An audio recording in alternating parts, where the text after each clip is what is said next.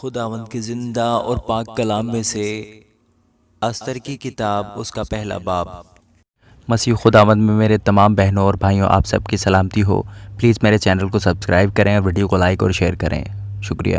اکسویریس کے دنوں میں ایسا ہوا، یہ وہی اکسویریس ہے جو ہندوستان سے کوچ تک 127 صوبوں پر سلطنت کرتا تھا،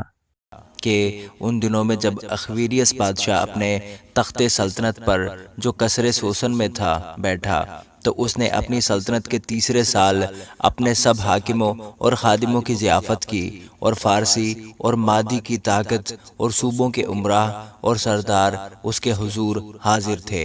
تب وہ بہت دن یعنی 180 دن تک اپنی جلیل القدر سلطنت کی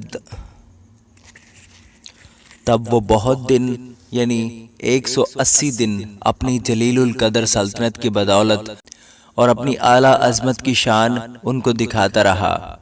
جب یہ دن گزر گئے تو بادشاہ نے سب لوگوں کی، کیا بڑے کیا چھوٹے، جو قصر سوسن میں موجود تھے، شاہی محل کے باغ کے صحن میں 7 دن تک ضیافت کی۔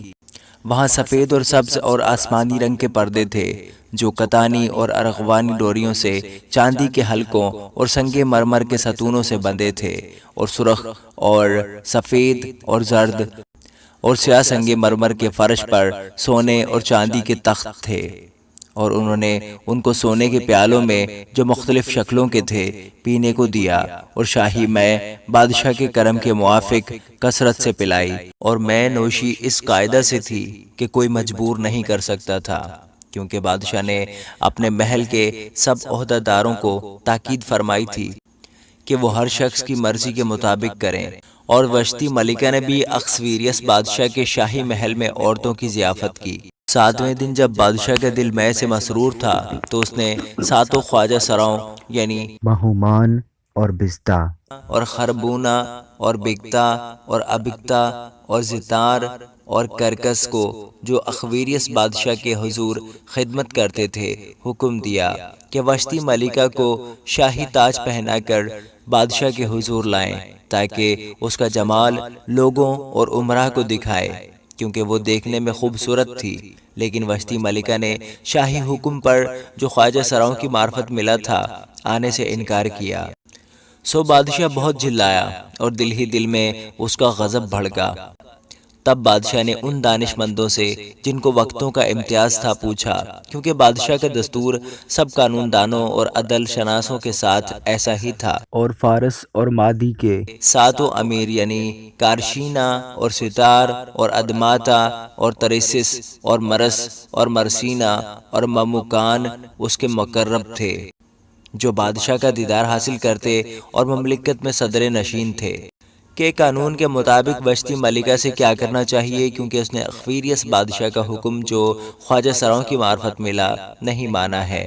اور مموکان نے بادشاہ اور امیروں کے حضور جواب دیا کہ وشتی ملکہ نے فقط بادشاہی کا نہیں بلکہ سب امراء اور سب لوگوں کا بھی، جو اکسویریس بادشاہ کے کل صوبوں میں ہے، قصور کیا ہے،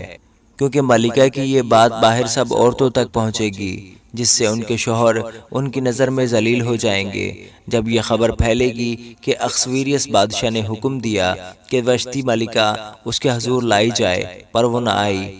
اور آج کے دن فارس اور مادی کی سب بیگمیں جو ملکہ کی بات سن چکی ہیں، بادشاہ کے سب امراء سے ایسا ہی کہنے لگیں گی، یوں بہت حقارت اور طیش پیدا ہوگا۔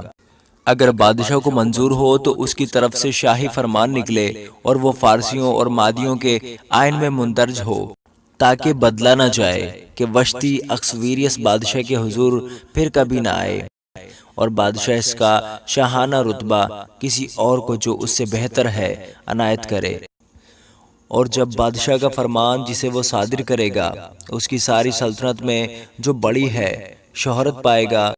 تو سب بیویاں اپنے اپنے شوہر کی، کیا بڑا کیا چھوٹا، عزت کریں گی۔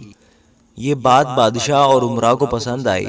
اور بادشاہ نے مموکان کے کہنے کے مطابق کیا، کیونکہ اس نے سب شاہی صوبوں میں صوبہ صوبہ کے حروف اور قوم قوم کی بولی کے مطابق خط بھیج دیے کہ ہر مرد اپنے گھر میں حکومت کرے اور اپنی قوم کی زبان میں اس کا چرچا کرے۔ آمین۔